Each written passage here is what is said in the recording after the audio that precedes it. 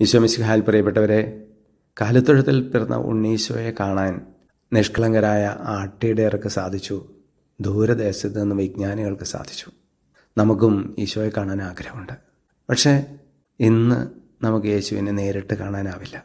ഉൾക്കണ്ണുകൾ കൊണ്ട് ദിവ്യാവസ്ഥയിൽ സന്നിഹിതനായിരിക്കുന്ന യേശുവിനെയാണ് നമ്മൾ കാണുക.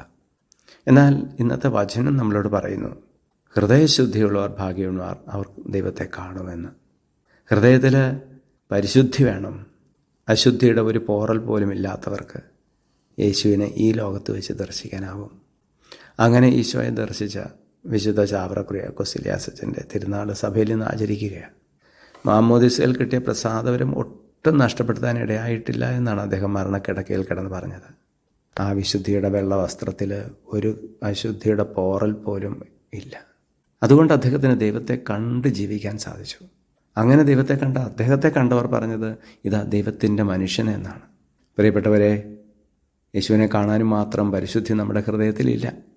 തീവ്ര പരിശ്രമത്തിലൂടെ, അനുതാപത്തിലൂടെ, വിശുദ്ധീകരണത്തിലൂടെയൊക്കെ അത് സാധ്യമാകാൻ നമുക്ക് ആഗ്രഹിക്കാം.